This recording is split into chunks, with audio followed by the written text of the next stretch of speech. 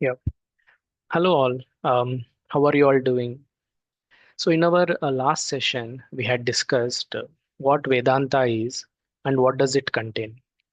We learned that Vedanta is the study of Upanishads, right, which are found at the end sections of the Vedas, dealing with spiritual knowledge containing information about the nature of reality, existence, and our true self, like who we really are. We also learned that Vedanta and Upanishads are essentially the same, and Vedanta is a part of Vedas found at the end sections of the Vedas, right? We also learned that, one moment.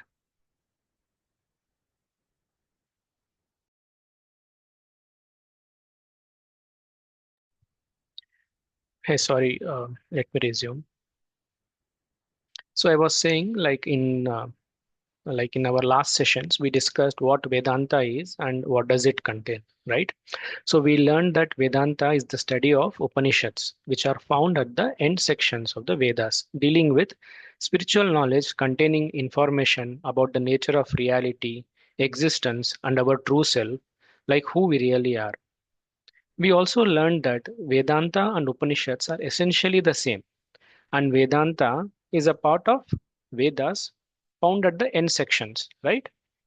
We also learned that Vedas are the instructions coming from Paramatma. About what? About creation, that is knowledge, about various sciences governing the creation, how to live in this creation, that is knowledge about dharma and karma, how to seek help in this creation, that is by worshipping various deities, and also it contains instructions on how to return back to Paramatma. Right? So these are the things that we discussed in the last section. Now let's discuss today how are these instructions from Paramatma made available to us. We know that these instructions called Vedas are from Paramatma, right? But we do not know how was it first made available to humankind, right? Because these are not instructions from human. So we have to understand how Paramatma transmitted this knowledge. So did Paramatma wrote a book and handed over to us? We usually think or know that these instructions are available in the form of books called Vedas. We have heard that there are certain books called Vedas. So here we are partially correct. A book has to have an author, right? But here, how can a human be an author? But here, how can a human be an author? Since these instructions are not from human, does this mean that Paramatma is the author of Vedas? Because it is his instructions, and it is only logical to say that way. So you mean to say that did Paramatma wrote a book and handed over Vedas to humankind? So how? How did these instructions or knowledge called Vedas are known to humankind is our question here. Think about it. Paramatma is the creator of the universe and his instructions are called Vedas. How did it reach humankind? We need to find this out or understand this. So why are we keen on finding the author? Because we know that these are some knowledge called Vedas coming from the highest entity we all call Paramatma or God. We must know how this information from the highest entity reached humankind, right?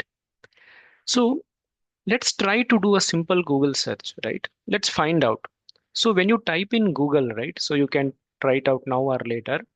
If you type in Google, who is the author of Vedas, right? What do you get? So I will read out from Google. It says, according to tradition, the sage Veda Vyasa compiled the Vedas. He is also known as Krishna Dvaipayana. So this is what you get when you Google it. So it says that Veda Vyasa compiled the Vedas. So does that mean that Veda Vyasa is the author of Vedas? Think about it. Please note that it is not mentioned that Bhagwan Veda Vyasa as the author of the Vedas, but instead the word compiler of the Vedas is used. So what is the meaning of compiler of Vedas? We have to understand. Compiler of the Vedas means one who has grouped, arranged, and classified the Vedas. Since Bhagwan Vedavyasa was able to arrange or classify the Vedas, so it means that Vedas were already existing, isn't it? So he just compiled them and arranged them, right? So that's why it is said that he is the compiler or classifier of the Vedas. So in what way did Bhagwan Vedavasa classified the existing Vedas? So Vedas are classified into four, namely Rig Veda, Yajur Veda, Sama Veda, and Atharva Veda. So Vedas were compiled, that is, grouped, arranged, and classified into four Vedas. And please note that this is the first written work concerning the Vedas, right? That is, already existing Vedas are now available as written work or literary work, right? But please remember that those, but please remember that though these are the first written works, we do not say that Bhagwan Vedavasa is the author of the Vedas. We usually use the words compiler or classifier only. This is because Vedas were already existing and it was arranged and classified by Bhagwan Vedavasa. Hope that part is clear. So now the question is how Vedas existed before writing them down? How did Vedavasa come to know about the Vedas? So if you ask this question, right? So the answer could be found in the Upanishads itself. So from the Upanishads, it is known that Vedas are apurusheya, meaning not of a man, meaning not the creation of a man, right? The second point from the Upanishad says Vedas are nishvashitam of Ishvara or Paramatma, meaning Vedas are the exhalation of Paramatma, right? The third point says Vedas are anadi, meaning beginningless. That is without a beginning. So that is without a beginning, right? That is called as anadi. So we need to understand these three words about Vedas now. So why Vedas are called apurusheya? Why Vedas are called Nishvashitam and why Vedas are called Anadi, right? When we understand these three aspects of Vedas, we will know how Vedas existed before Bhagwan Vedavyasa compiled them into written works, right? So that is what we want to find out. So let's first understand why Vedas are called Nishvashitam. So what is the meaning of Nishvashitam? So Nishvashitam means exhalation or the breath, right? So Vedas are called as the exhalation or the breath of Paramatma itself. So let that sink in. So that is what the meaning is. So Vedas are the exhalation or the breath of Paramatma itself. So that is what Nishvashitam means. So thus the Vedas exist as breath of Paramatma or Ishvara itself. But think about it. How does it make sense? How can breath be attributed to Vedas? Because we know Vedas are knowledge, are instructions from Paramatma, right? But now Upanishads declare them as the very breath of Paramatma itself. How can breath or exhalation be knowledge? So we have to understand this. The inherent nature of breath is to move, right? So breath moves, correct? Due to this movement of the breath, vibrations are triggered, right? So where there is movement of breath, there are vibrations, right?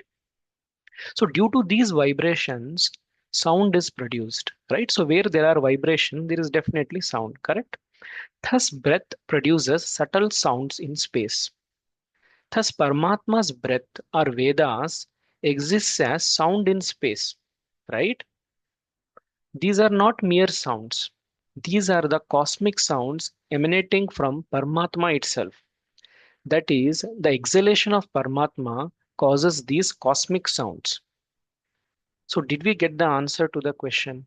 How did Vedas exist before Bhagwan Vedavasa compiled them into written works? That was our question, right? So now we know it.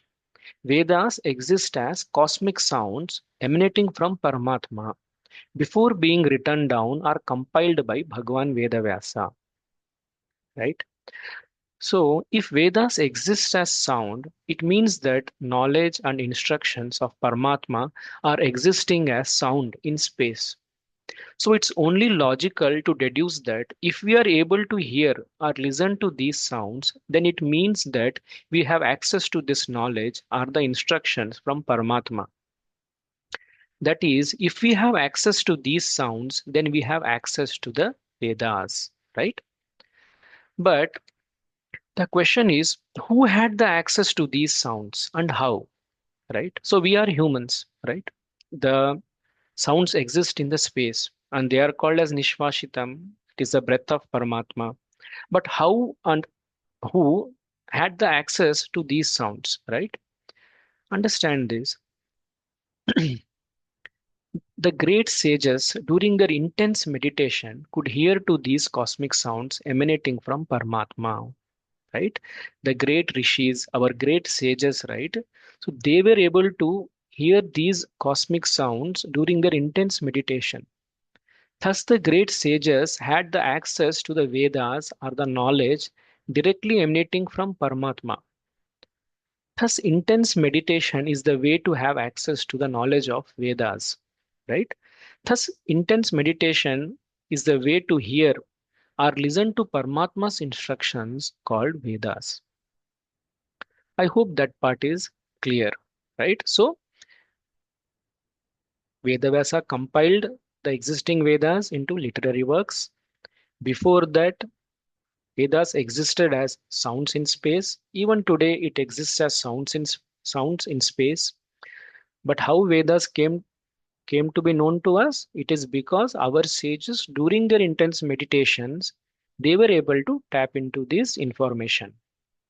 Now we have to understand, why did great sages wanted to tap into these sounds, right?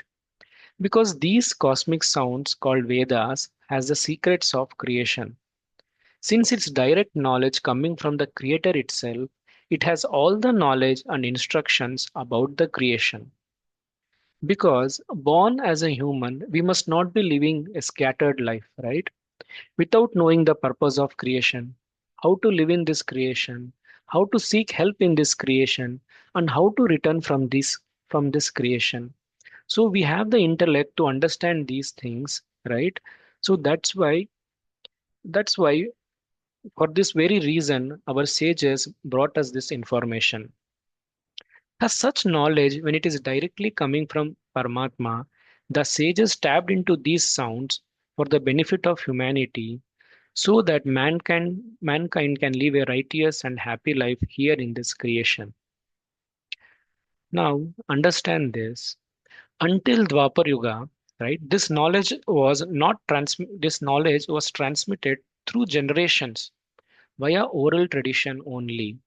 It means that until Dwapar Yuga, there was no written works on Vedas. It was only shared and transmitted orally. It was not written down until the end of Dwapar Yuga. The question is, why was it transmitted orally? Let us understand this. Since Vedas are cosmic sounds and instructions of Paramatma, these are highly powerful. Hence, these sounds are to be pronounced correctly. Reciting the Vedas or the Veda mantras incorrectly will not yield desired results, right? Thus, the oral way of transmitting the knowledge only made sense. That is, to recite the Veda mantras correctly and preserve their purity. It was transmitted orally through several generations. Thus, a lot of importance is given to the pronunciation and grammar of the Veda mantras. But then, why did Bhagwan Vedavyasa felt the need to compile them into literature or literary work or a written work? So we know that they exist in sound. We know that sages are able to tap to those sounds. We know that sages are bringing that information orally through so many generations. But why Vedavyasa then felt the need to compile them into a literature, right? Or a written work? Please understand this. This is because the physical, mental, intellectual, and spiritual strength of a humankind will be deteriorating or falling as the yuga passes by. The physical and mental strength is highest in Satyuga, and it starts to diminish as one enters Treta, Dwapar, and now Kali Yuga. Since in Kali Yuga it is considered the dark age of Kali, the physical and mental strength of an individual is found to be the weakest in the Kali Yuga. Tapping into cosmic sounds of Paramatma, performing great austerity, deep meditation is not possible in this yuga for everyone. Having a great memory to remember and recite the Vedas orally from memory is also not possible for everyone in this yuga. Thus, for the benefit of humankind, Bhagwan Vedavyasa compiled this great knowledge of the Vedas into literature in written form so that it can be available easily to everyone to understand and practice it. For this very reason, we have to bow down to Bhagwan Vedavyasa, who took all the pain and effort to make this wisdom available to us, to the humanity. Hope this part is clear. Now, let's discuss the other two aspects of the Vedas. We had just discussed how Vedas exist as Nishvashitam, right? Let's now discuss how Vedas are Anadi. So, why Upanishads declare Vedas as Anadi? Let's first understand the meaning of Anadi. Anadi means without a beginning, one who has no beginning in time. Think about it. How does it make sense? Everything we know has a beginning in time, right? Can you think of something which has no beginning in time? Our life has a beginning in time. We have a date of birth, right? This creation had a beginning in time too. At some point in time, there was no creation, and then creation happened in space, right? Thus, even our creation had a beginning in time. But then why Upanishads declare Vedas as Anadi? How Vedas have no beginning in time? This we have to understand. Think about it. What are Vedas? We learned that Vedas are the Nishvashitam of Paramatma, meaning the breath of Paramatma. Understand this. Paramatma or God has no beginning in time. So, Paramatma or God has no beginning in time. How? What is time? Let's understand this. We associate time with an event. Creation is an event in time. Thus, creation has a beginning. But what about the creator? The creator itself is the cause of the event called creation. As the creation unfolds or is being created by Paramatma, so does the concept of time comes into existence. Thus, the creator or Paramatma is beyond time in space, right? Thus, Paramatma has no beginning in time because it is due to him that time is conceptualized. Paramatma existed before creation, Paramatma will exist during creation, and Paramatma will remain after the creation. Thus, Paramatma is an eternal being, and hence Paramatma is Anadi, meaning one who has no beginning in time. Hope we are clear on how Paramatma is Anadi and has no beginning in time, right? So, since Paramatma, he himself creates, right, this universe or this creation, and when he creates that, the time also conceptualizes then. So, how can you find out that it's at some point of time the Paramatma didn't exist? Because he existed all the time and he was able to create that, the creation. That's why he is called as Anadi. But what about the Vedas? Why are the Vedas are called Anadi by the Upanishads? Please understand this. By definition, Vedas are Anadi. How? Vedas are breath or Nishvashitam of Paramatma. Since Paramatma is Anadi, Vedas being his breath are Anadi and has no beginning in time. Don't you agree? What is inferred from this? Vedas existed before creation, during creation, and will exist after the creation. Vedas are cosmic sounds, have always existed in nature, and will remain so always because they are associated with Paramatma. They are not associated with some time or some point of event where the creation happened, right? Thus, Vedas are considered to be eternal. They have no beginning in time, nor do they have any end. Hope it is clear now why Upanishads declare Vedas as Anadi.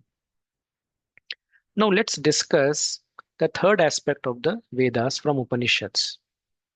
It is declared in Upanishads that Vedas are apurusheya, meaning not of a man, meaning not a product of a man, meaning Vedas are not created by a man. But why did Upanishads declare Vedas as apurusheya? So from today's session, we know that Vedas are apurusheya, isn't it? How? We learned that they are not written or created by by a human. Don't you agree? Humans are created by Paramatma, and Paramatma's breath are the Vedas. So, how does it make sense to say that humans created Paramatma's breath, or in other words, humans created the Vedas? It does not make sense, right? Hope this is clear. Thus, Upanishads declare Vedas as Apurusheya. Thus, what did we discuss or found out today? How Vedas exist before being written down, we understood, right? So they existed as cosmic sounds. How they come to be known to the great sages, we understood, right? Because through their meditations they were able to know that. How were they initially transmitted to humankind, right? That we understood by oral tradition, right? Why were they written and compiled later? Because in Kali Yuga, the deterioration of the strength of the humankind will happen. That's why there was a need to written it down. When were they compiled? In which yuga or time period? So it happened during end of the Dwapar Yuga and just start of the Kali Yuga because it is needed. It was needed in the Kali Yuga. And who compiled them? It was compiled by Vedavasa, right? So we also learned that how Vedas are without any beginning, how Vedas are anadi. We also learned that how Vedas are not a work of a man. That is how Vedas are apurishaya. Thus, we have known and answered all these questions today. I hope this session was useful. Please introspect on today's session, right? Let's end the session here, right? I have few questions for introspection. You can say assignments for today. So just think about it. Do we know all of the Vedas? So the question is, do we know all of the Vedas that are existing in space, right? Did Paramatma create the Vedas? The second question or introspection. Did sages create the Vedas? Do Vedas exist independent of Paramatma? To whom the knowledge of the Vedas was first revealed? And what did he do with that knowledge? Right? So please introspect on these questions until we meet in our next session, right? So again, thank you so much for joining this session. So I think we are almost on time as well. Hope the session was useful for everyone. Thank you so much.